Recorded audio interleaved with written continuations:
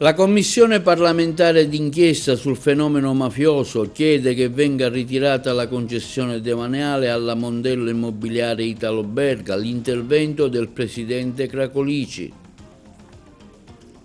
Nuovo appuntamento del progetto Io non ci casco nipoti digitali presso l'unità operativa complessa malattie degenerative dell'ASP di Agrigento.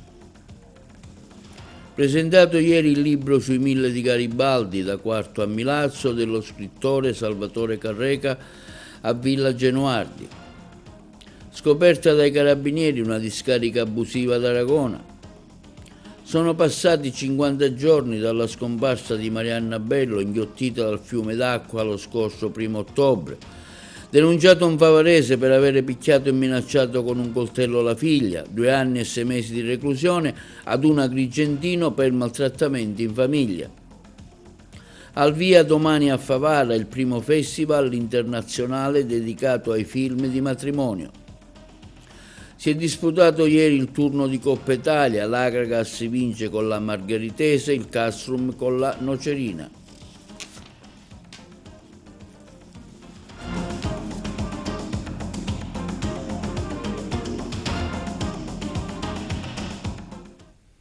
Buongiorno, benvenuti col nuovo appuntamento di TV Notizie di oggi, 20 novembre, giovedì. La Commissione parlamentare d'inchiesta e vigilanza sul fenomeno della mafia e della corruzione in Sicilia chiede alla Regione che venga immediatamente revocata la concessione demaniale alla società Mondello Immobiliare Italo-Belga. Il presidente della Commissione, Antonello Cracolici, ha illustrato oggi all'AS la relazione sul rischio di infiltrazioni mafiose nella gestione dei beni demaniali in concessione. Ce ne parlano meglio i colleghi di Palermo.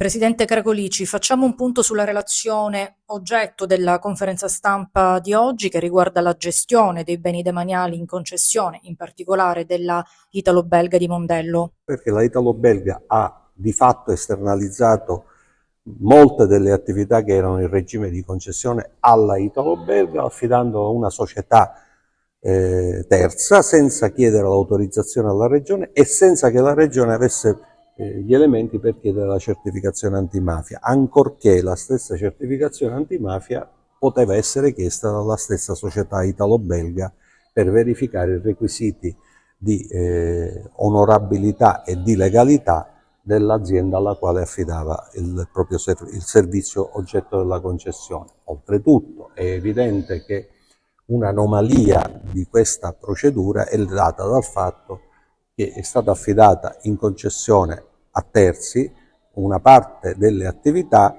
che già la Italo-Belga aveva dei dipendenti all'uopo destinati, e il fatto che sia stata destinata a questa società, il cui amministratore era a sua volta dipendente della società, qualche elemento di dubbio e qualche alert avrebbe dovuto probabilmente sollecitarlo anche alla stessa Regione, se la Regione fosse stata messa a conoscenza di questa attività di esternalizzazione. Quindi immaginiamo che la omissione di questa richiesta di autorizzazione in realtà nasconda anche la volontà di non far sapere non solo di aver esternalizzato la propria attività, ma di averla esternalizzata a una società il cui dipendente, tra l'altro appartenente per rapporti familiari ad una nota famiglia mafiosa palermitana, avrebbe comportato probabilmente la richiesta della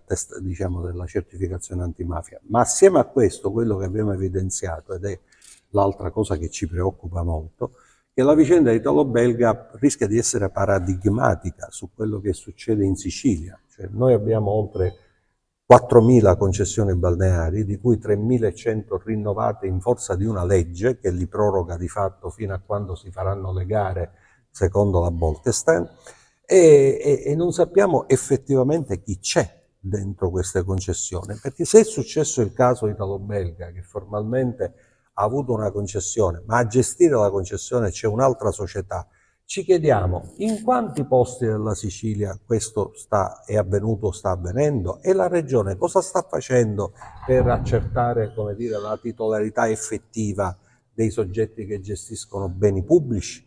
Quindi la questione riguarda sia la italo-belga, ma anche l'assessorato al territorio e ambiente, che ha l'obbligo di vigilanza e che non ci pare lo abbia esercitato con quella, come dire, senso di responsabilità e anche nel rispetto delle procedure di legge che vigono e che anche la Regione ci sembra che non ha rispettato.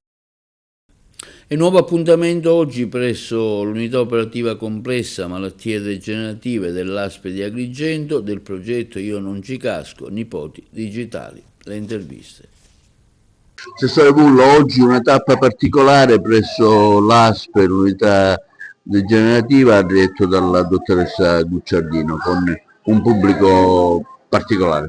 Continua il nostro tour itinerante, siamo partiti con le scuole, oggi una tappa importante, siamo presso il centro di malattie degenerative diretto dalla dottoressa Liana Gucciardino, a cui va il mio ringraziamento, ma va il ringraziamento all'ASP di Agrigento per averci ospitato in questa importante iniziativa. Oggi avremo un taglio particolare perché andiamo a toccare temi importanti che colpiscono senza ombra di dubbio gli anziani, ma qui c'è anche l'opportunità della presenza dei caregiver che ci daranno una grossissima mano d'aiuto proprio ad evitare che le persone anziane che hanno delle difficoltà dal punto di vista della salute di trovarsi poi ad incappare in questo odioso fenomeno delle truffe agli anziani.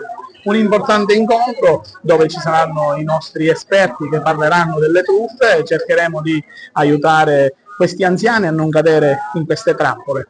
Oggi una giornata particolare del progetto Io non ci casco, organizzato dal comune di Agrigento, qui presso l'ASP in questo reparto. Sì, io a questo proposito devo ringraziare a nome di tutti i cittadini, soprattutto dei cittadini fragili che hanno una determinata età, che hanno delle comorbidità, devo ringraziare sia il Comune per questa lodevole iniziativa, ma anche le forze dell'ordine, in questo caso le forze della polizia e quindi anche la questura. È un argomento di notevole attualità, tanto che tutti i giorni nei mass media sentiamo e ascoltiamo varie truffe perpetrate nei confronti di poveri cittadini inermi che giustamente cascano nelle varie truffe che si attuano sia tramite telefonate un po' particolari, sia tramite internet, anche noi diciamo di una certa età ci caschiamo, per carità. Quindi sono favorevole a queste iniziative affinché sia cassa di risonanza nei confronti poi di tutta l'intera cittadinanza. Dottoressa Gucciardino, oggi un momento diverso, particolare, dove si parla di truffe agli anziani qui presso il reparto da lei diretto.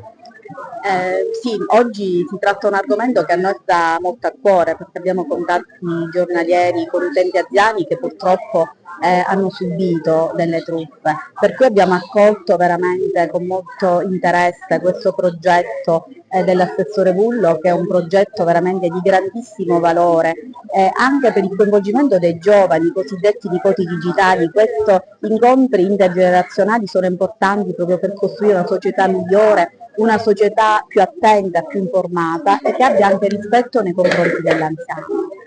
Sì, oggi è un incontro molto importante anche perché rappresenta l'unione tra le generazioni.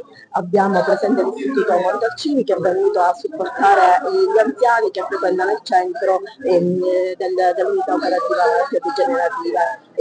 Oltre che un momento di formazione, di incontro, di dibattito con i vari esponenti istituzionali, ci saranno anche un momento conviviale con un gruppo folcloristico sempre dell'Istituto Montalcini che allegherà la giornata ai nostri anziani. L'app Agrigento, che adesso ha inglobato anche questa iniziativa, questa campagna Io non ci casco, e sono molto contento di far parte di questo gruppo di lavoro così forte, così affiatato, che sta lavorando davvero da tanti mesi con tantissimo impegno e che sta portando questo grande risultato di coinvolgimento.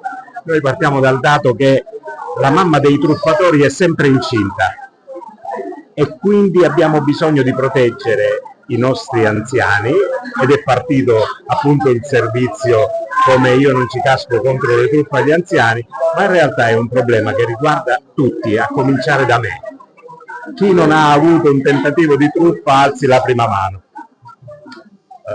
Quindi io credo che questa iniziativa è importantissima, è da tenere in grande considerazione, è bellissimo il coinvolgimento dei nipoti digitali, quindi aver portato avanti questa campagna qui ad Agrigento è per noi, per l'azienda che rappresento, ma anche per il comune, motivo di grande vanto.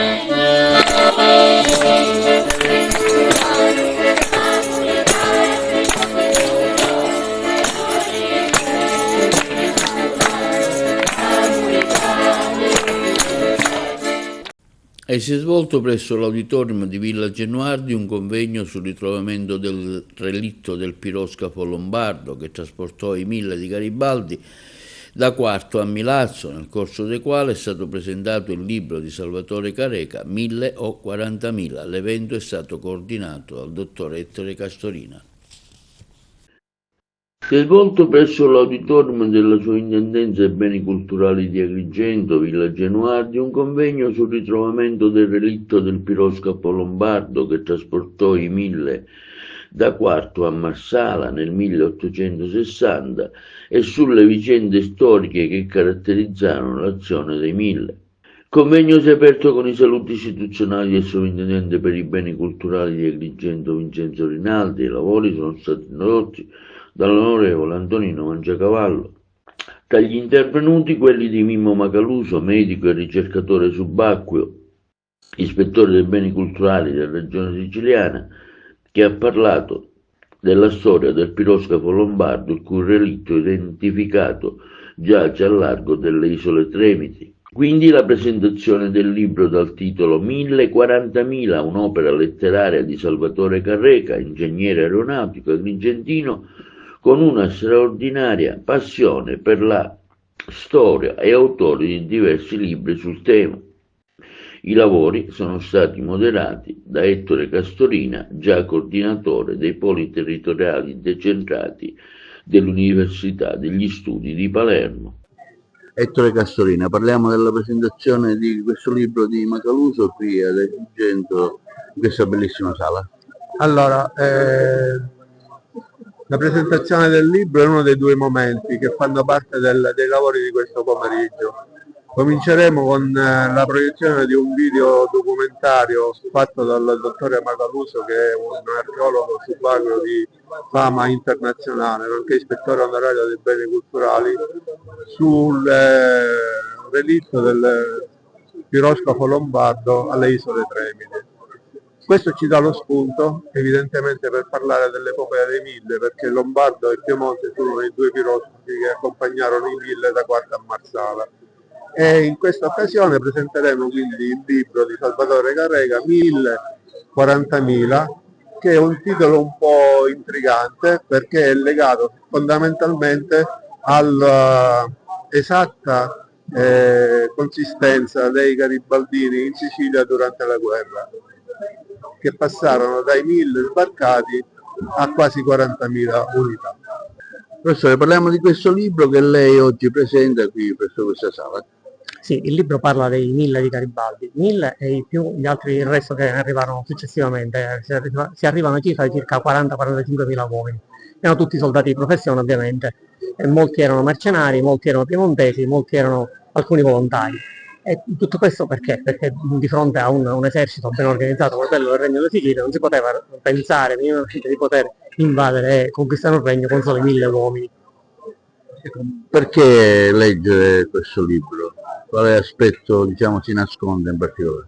No, non si nasconde nulla in particolare. In particolare sono dei documenti che ho tratto sia dall'archivio storico dell'ufficio storico della Marina Militare, sia anche dalla pure semplice bibliografia garibaldina, che loro candidamente non hanno mai fatto nascosto questo fatto, che sono stati aiutati sia dagli inglesi che dai militari piemontesi. Quindi non erano 1000, dicevo. No, erano molti di più ovviamente, erano circa 45.000 uomini.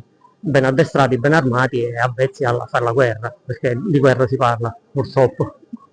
Onorevole Mangiacavallo, parliamo di questo evento che vede anche la sua presenza tra i relatori.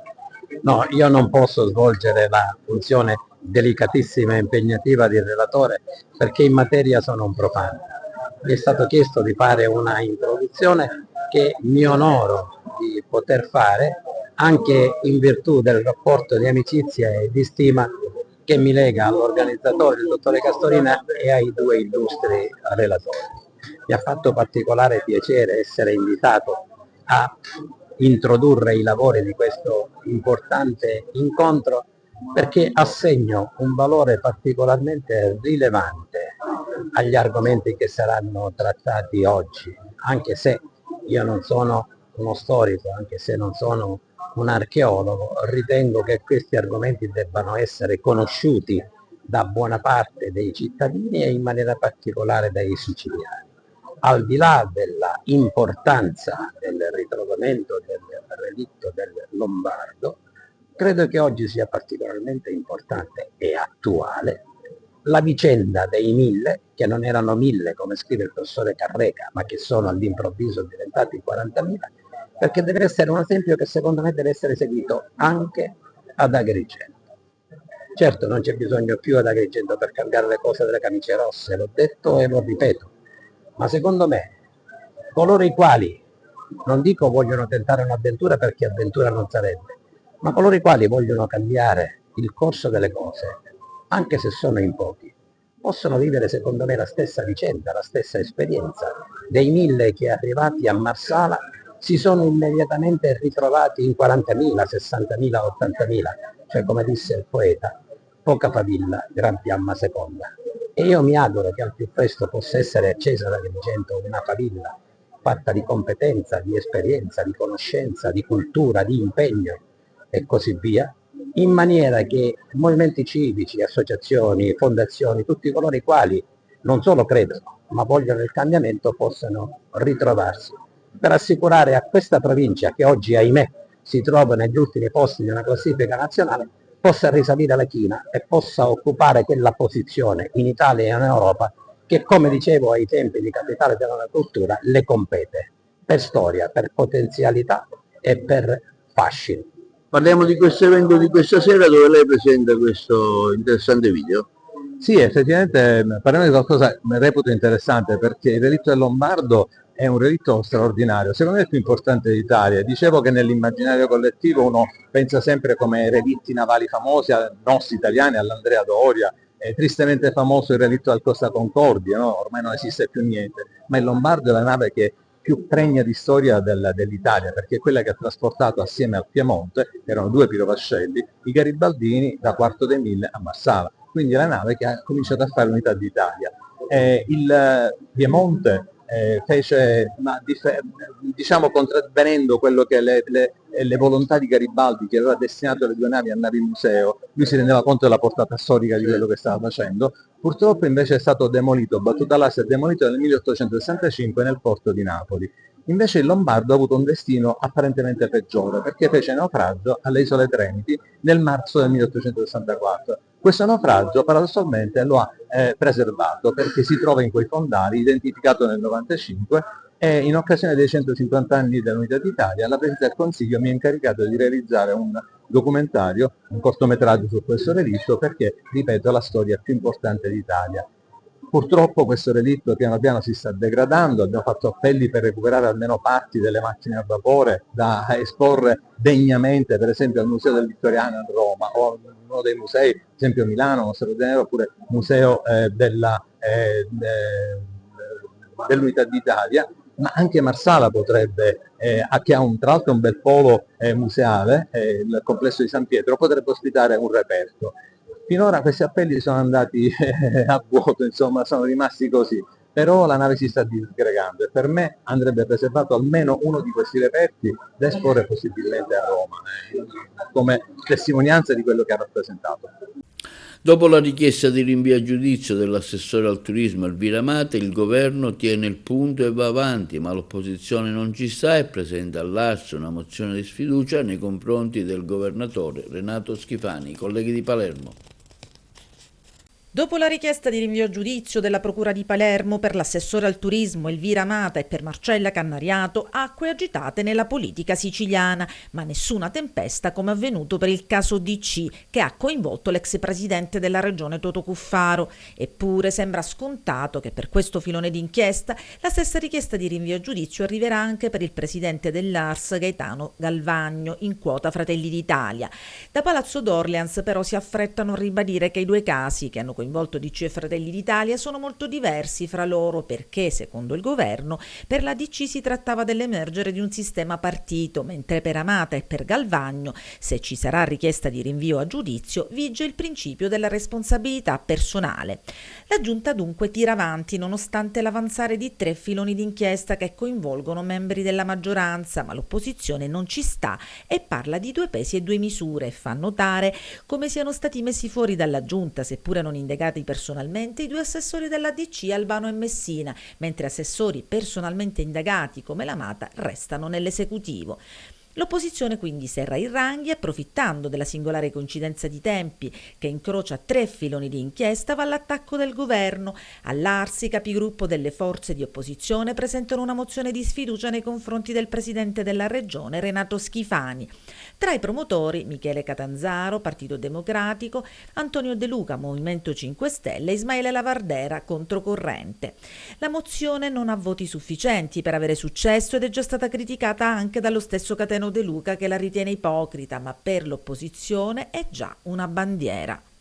Anche quest'anno Unicredit ha versato nelle casse della regione una parte delle imposte dovute all'erario.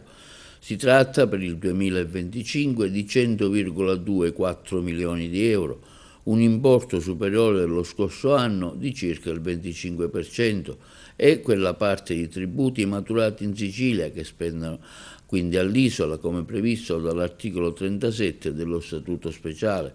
Il Presidente della Regione Siciliana Schifani ha ricevuto oggi a Palazzo d'Orleans i responsabili di Unicredit Sicilia, Salvatore Malandrino, che ha ufficializzato l'avvenuto trasferimento della somma. Anche nel 2025, dichiarato il Presidente Schifani, registriamo un aumento del versamento, quest'anno davvero sostanzioso, è l'ennesimo segnale di un'economia in crescita consolidata, grazie anche alle misure volute dal mio governo con un aumento del gettito fiscale. Si tratta di imposte che l'azienda che ha sede fuori dall'isola paga alla nostra regione per quanto produce in Sicilia in applicazione dello Statuto autonomistico. I carabinieri della stazione di Aragona, nell'ambito di un servizio di controllo del territorio finalizzato al contrasto dei reati in maniera ambientale, hanno denunciato in stato di libertà un 49enne del luogo alla Procura della Repubblica di Agrigento perché ritenuto responsabile di aver realizzato una discarica non autorizzata, avendo ivi abbandonato i rifiuti pericolosi.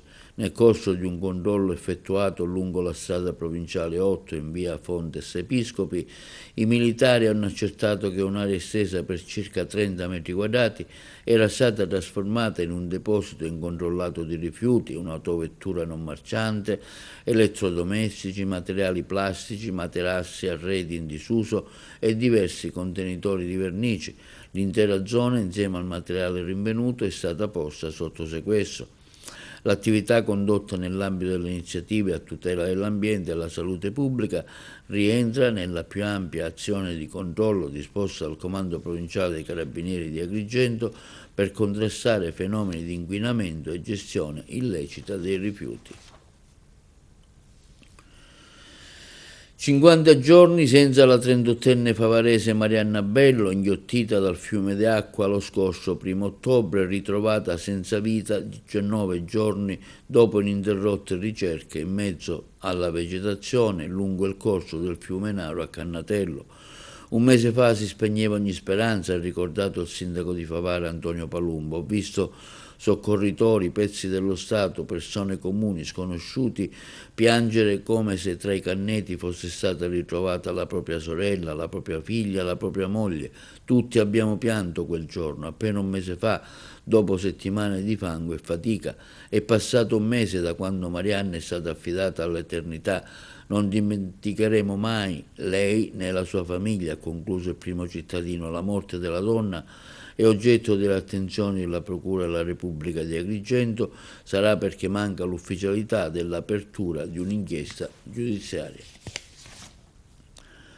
Ha picchiato e con l'uso di un coltello ha minacciato la figlia, un 60enne di Favara, è stato denunciato e stato di libertà alla Procura della Repubblica di Agrigento per le ipotesi di reato di minacce, lesione personale e porto di armi e oggetti atti a offendere. L'aggressione è avvenuta in piazza Vittorio Emanuele, in pieno centro città, mentre il padre e figlia si trovavano a bordo della macchina. Quindi sono intervenuti i poliziotti della sezione volanti della questura, il personale sanitario del 118.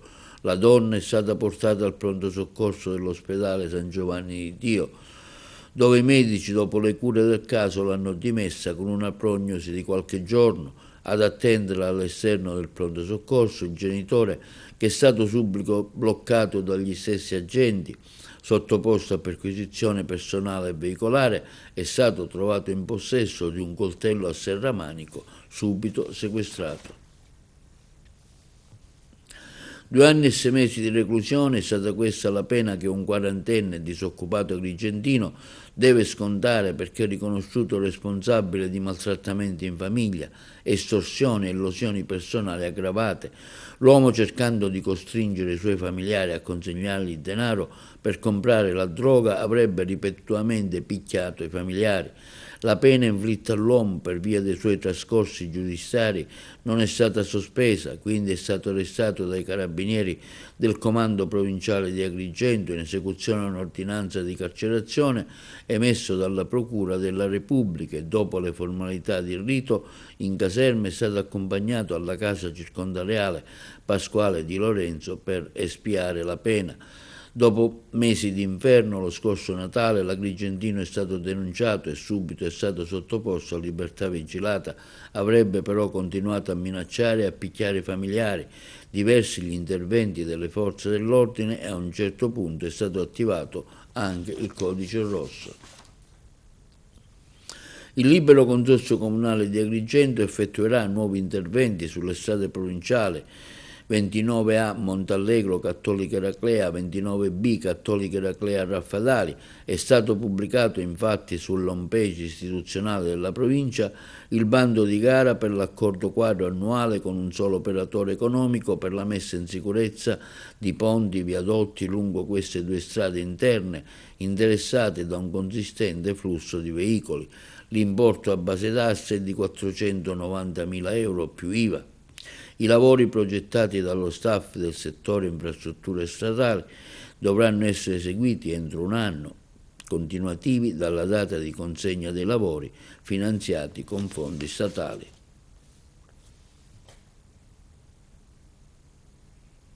Linea alla regia per la pubblicità.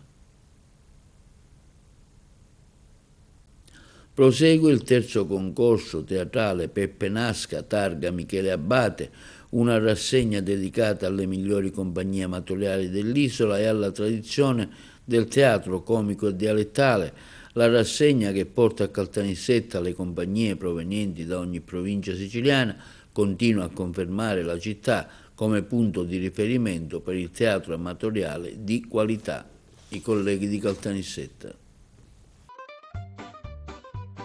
Al Teatro Regina Margherita di Caltanissetta continua con successo e grande partecipazione di pubblico il concorso teatrale Peppe Nasca targa Michele Abbate, un progetto che celebra le migliori compagnie di teatro popolare provenienti da tutta la Sicilia. L'iniziativa conferma ancora una volta Caltanissetta come punto di riferimento per il teatro amatoriale di qualità e la valorizzazione delle tradizioni popolari. Abbiamo sempre guardato con favore a quelle che sono delle manifestazioni di confronto anche, oltre che di rapporto con le altre compagnie. Perché? Perché aiutano a crescere la compagnia, a mettersi tra virgolette a paragone con le altre, impari tantissimo sia quello che piace, ma impari anche quello che non devi fare e quello che non piace. Quindi innegabilmente quando siamo stati contattati per partecipare a questa terza rassegna siamo stati felicissimi, sia perché comunque è sempre un'occasione di portare avanti il tuo spettacolo, che vuoi non vuoi tu lo provi per diversi mesi e quindi hai voglia di metterlo in scena, sia perché ti misurerai con un pubblico che non è il tuo. Quindi principalmente il piacere è anche quello di valutare il tuo lavoro con un pubblico diverso e secondariamente portarlo in una città così lontana è anche una sorta di prestigio, lo prendi anche come una gita, come un viaggio, sicuramente fatto con professionalità perché comunque tu cerchi di lavorare sempre a livelli alti, però ti rendi conto anche che non vai a fare qualcosa per te ma anche per il pubblico. È innegabile che consentire ad un pubblico che ogni settimana, ogni 2 settimane, ora non ricordo quanto c'è una rappresentazione, possa assistere a uno spettacolo e soprattutto in maniera gratuita, così come avviene in questa rassegna, credo che sia un ottimo segnale per favorire la diffusione e l'amore verso il teatro. Ci sono persone che giustamente tutta la settimana magari non hanno la possibilità di godere, come posso dire, di avere attimi di divertimento, di relax, e quindi il teatro sicuramente aiuta, a maggior ragione in un contesto così gratuito, perché 12 spettacoli di solito pesano sulle tasche dei cittadini, insomma, quindi onore al merito di chi ha avuto l'idea di poter organizzare una rassegna così. Per noi è un privilegio, da così lontano aver avuto una chiamata da chi ha chiesto di noi e si è informata sulle nostre capacità, quindi speriamo di essere all'altezza. Quindi insomma siamo contentissimi di portare questo spettacolo anche qui a Caltanissetta alla rassegna Peppe Nasca. Domenica 23 novembre la rassegna torna in scena con la compagnia Le Maschere di Canicattini Bagni, che porterà sul palco la commedia brillante Amaru Cusimarita, scritta e diretta da Salvatore Di Mauro. Vediamo adesso un servizio sull'antica arte del telaio a Capizzi, ce ne parlano meglio i colleghi di Messina. Abbiamo imparato subito a passare licci, a fare l'ordito e a usare tutto il telaio, quindi ora sappiamo farlo anche da soli.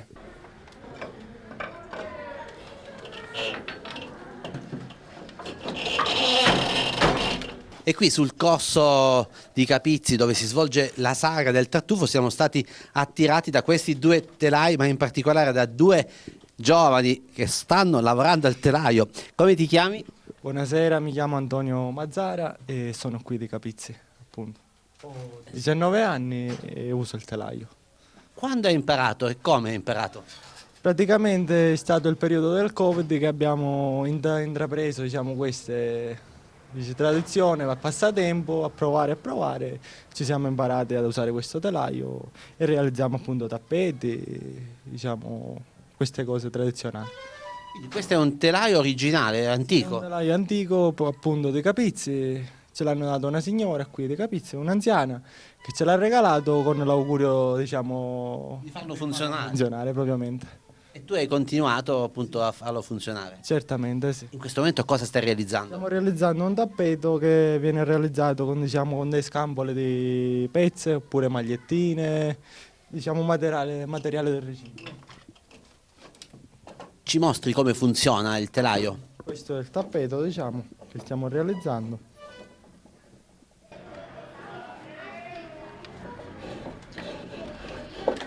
Quindi così come una volta utilizzi materiali di riciclo? Sì.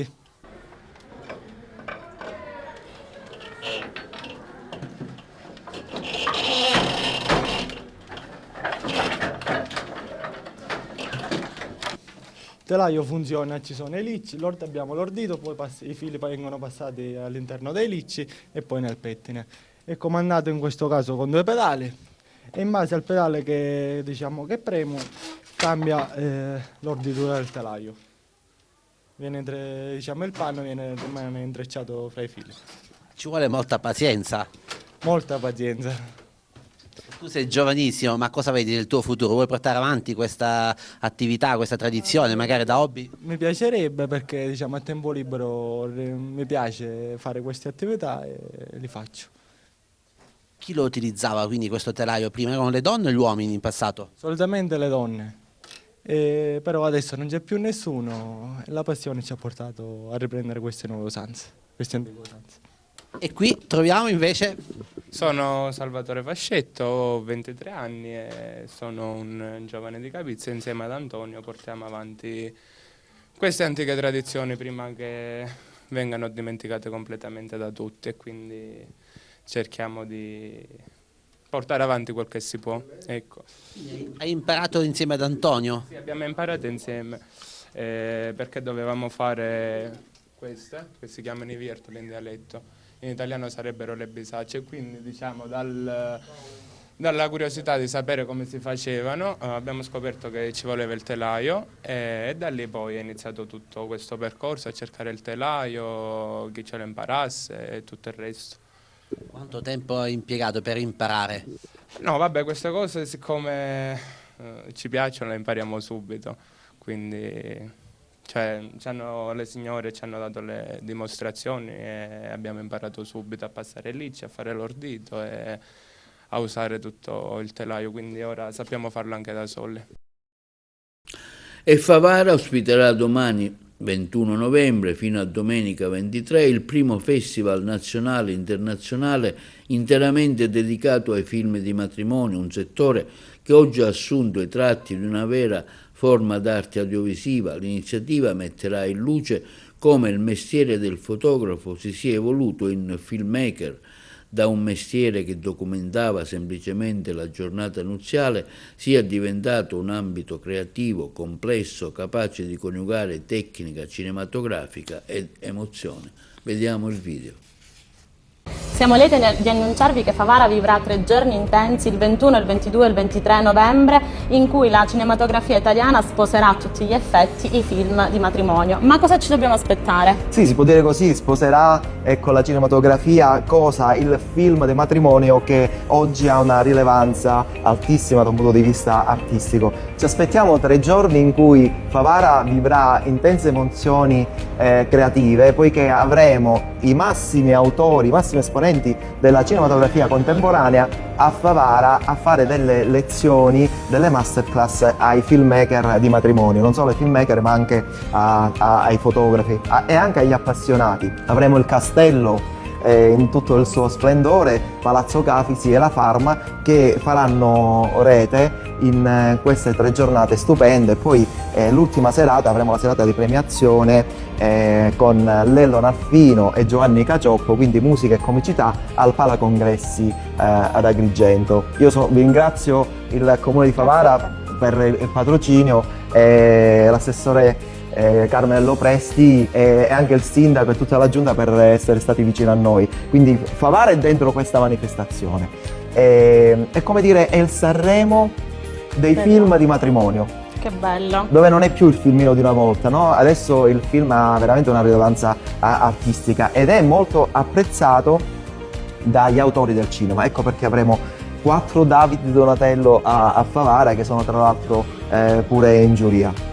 Noi siamo lieti, abbiamo sposato a tutti gli effetti questa iniziativa con grande piacere e grande onore. Ovviamente le masterclass sono dedicate a chi decide di frequentare corsi, ma la città sarà aperta per tutti, quindi vi aspettiamo in queste 3 giornate. Grazie, 21, 22 e 23 novembre a Favara. Passiamo allo sport. L'Agragas si aggiudica la gara di ritorno di Coppa Italia contro la Margheritese e accede così agli ottavi. Il collega Lentini. L'Agragas si aggiudica la gara di ritorno di Coppa ed accede agli ottavi. Una sfida giocata con impegno ed un pizzico di agonismo, vissuta su un piano di grande equilibrio. Solo nella ripresa la gara ha cambiato volto, con un Agragas apparso più manovriero e voglioso di ottenere la qualificazione. Da sottolineare infatti che nei secondi 45 minuti, stiamo parlando della gara giocata a Santa Margherita Belice contro la locale margheritese, 2 reti di Lopez e Gambino, apparse regolari, sono state annullate dall'arbitro.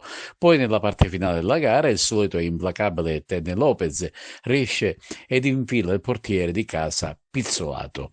Un vantaggio che scuote notevolmente i padroni di casa, che allo scoccare dell'85esimo riescono a pareggiare le sorti dell'incontro con una bella rete del difensore Pisciotta.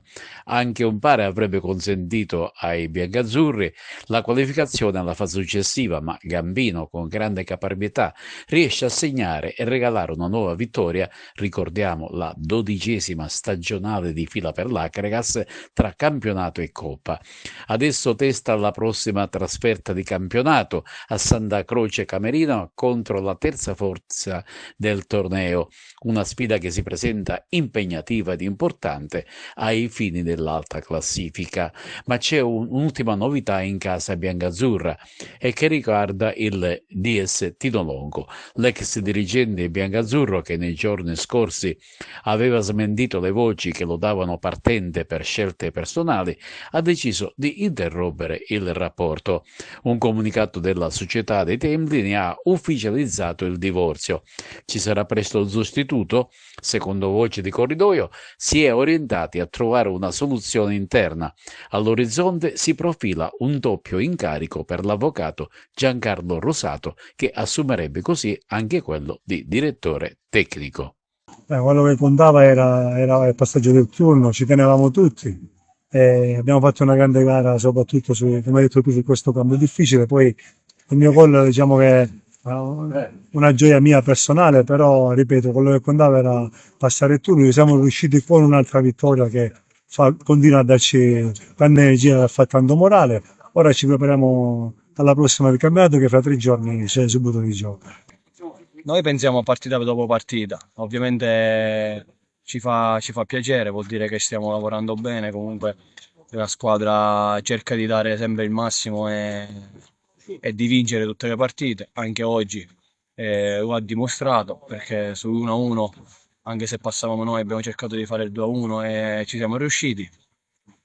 Però noi già abbiamo archiviato questa vittoria e pensiamo a domenica per cercare di vincere la partita.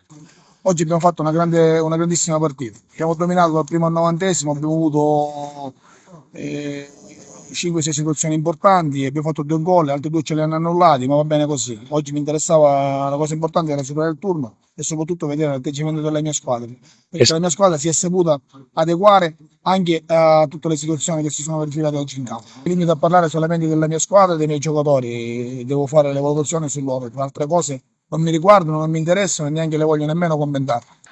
Sì, la partita è stata dura, faticosa, tirata, non sicuramente una bella partita, agonisticamente dai toni molto alti. C'è stata a tratti della sofferenza, però l'abbiamo spuntata e onestamente penso che in fin dei conti il risultato premi i nostri sforzi. Solo nel finale, diciamo, una meritevole margheritese ha segnato il gol, però diciamo che la tensione agonistica l'ha fatta da padrone, però portiamo pieno in cascina, il risultato positivo che ci consente il passaggio del turno. In eccellenza si sono disputate le partite di Coppa Italia, Memorial Gianfranco Provenzano, il Castrum Favara in Serie D vince con la Nocerina, sempre il collega Carmelo Lentini. In eccellenza si sono disputate anche le partite di ritorno dei quarti di finale di Coppa Italia, Memorial Gianfranco Provenzano, che hanno dato il seguente esito: Sciacca Bagheria 5-0, Partita Audace Marsala 3-0, Modica Messana 3-2, Vittoria Acquadolcese 5-1. In virtù di questi risultati si qualificano per le semifinali le seguenti squadre: Sciacca, Partita Audace, Modica e Vittoria. Invece in Serie D esce a testa alta il Castrum Favara del tecnico Nicolò Terranova, che riesce a tenere testa alla Forte Nocerina, che si tratta di uno storico blasone campano e giocato in uno stadio che ha conosciuto dei fasti di categoria superiore. Dopo un primo tempo equilibrato e senza rete arriva il vantaggio dei padroni di casa al 66esimo con Carneso, cui segue il raddoppio all'80esimo di Giannone. Adesso testa al campionato perché c'è da raggiungere un altro importante obiettivo stagionale. Mister, non una partita brillantissima, soprattutto abbastanza noiosa nel primo tempo da parte di entrambe le squadre. Questo appuntamento di Coppa serviva anche per dare minutaggio a qualcuno che ne ha trovato meno in campionato. Resta comunque una buona prestazione, almeno nel primo tempo, perché il Favara ha messo in difficoltà la Nocerina in alcune circostanze. Sì, una buona gara, chiaramente una gara di coppa con una gestione particolare del minutaggio dei ragazzi. Affrontavamo sicuramente una squadra che come organico, qualità di organico ed esperienza era superiore a noi, però abbiamo tenuto bene fino al 70°, poi chiaramente la maggiore esperienza e qualità degli avversari ha fatto la differenza. Che indicazioni trae in ottica campionato da questa gara? Delle buone indicazioni, ma anche e soprattutto il fatto che facciamo degli errori un po' banali. Abbiamo preso un gol su un fallo laterale nostro e quelle sono le pecche che ancora oggi non ci permettono di fare il salto proprio in campionato. Un pizzico di cinismo in più magari sarebbe servito anche oggi, lì davanti. Sì, paradossalmente abbiamo avuto un'occasione particolarmente positiva per andare in vantaggio e poi abbiamo preso gol, però ti ripeto, rimane la buona prestazione dei ragazzi, una squadra che rispetto agli avversari sicuramente ha un'esperienza in meno, però ti ripeto, ci portiamo a casa la prestazione. Vediamo ora le eccellenze dei Nebrodi alla sagra del tartufo, ce ne parlano i colleghi di Messina. E qui troviamo tanta allegria ma anche tanta bontà. Esatto, allora noi siamo Caseificio Spinasanta, veniamo da Nicosia, origini capitine ma lo stabilimento di produzione è su Nicosia. Oltre al nostro caseificio quest'anno la nostra famiglia ha il piacere di allargarsi e quindi è nata l'azienda agricola di mio cugino Giuseppe come macelleria salumeria. I nostri prodotti sono sempre gli stessi, muniti di gusto, qualità, delicatezza e un sapore stupendo. Abbiamo i nostri prodotti al tartufo, perché questa sera ci troviamo qui alla Sagra del Tartufo. Anche la provola. Le nostre provole al tartufo, tomini di provola al tartufo, cuoricini che sono famosissimi per la forma e la bontà soprattutto. Quest'anno, la novità di quest'anno è i nostri cremini, quindi crema di provola fresca, accompagnata per assaggiare dalla provola, e crema di pecorino fresco, accompagnata dal nostro buonissimo formaggio stagionato. E questo è quanto, venite, vi aspettiamo numerosi all'interno della nostra attività, ecco. Non manca nulla? No, non manca niente, noi siamo fornitissimi. Vi posso far assaggiare qualcosa se volete. Tardi assaggeremo qualcosa, ma intanto quale edizione è per voi della Sagra del Tartufo? 11ª edizione. Ma noi siamo sempre stati presenti. Il primo anno? Al primo anno, sì. La nostra azienda è nata 20 anni fa. Un'azienda di famiglia, 4 soci, 4 fratelli, che poi siamo rimasti in 3. Passiamo le nuove generazioni, esatto, le nuove generazioni. Tu hai deciso quindi di portare avanti questa attività? Per forza. Sì, sono i sacrifici dei nostri genitori, di mio papà, di mio zio, insomma, quindi ci teniamo a portare avanti quello che è il frutto, tutto ciò che loro hanno creato praticamente, quindi è una bella realtà, perché non portarla avanti? E questo è tutto per TVA Notizie di oggi. Vi ricordiamo che i programmi TVA si possono vedere in tutta Italia sul canale 268 del digitale terrestre per chi ha le smart TV, in streaming sul sito www.televideoagrigento.tv, il telegiornale sul canale 93 di Video Sicilia alle 15 alle 20 e replica la mattina alle 9. Inoltre i nostri servizi si possono vedere sul canale YouTube di TVA Televideo Agrigento. E questo è tutto per oggi e vi auguriamo una buona serata.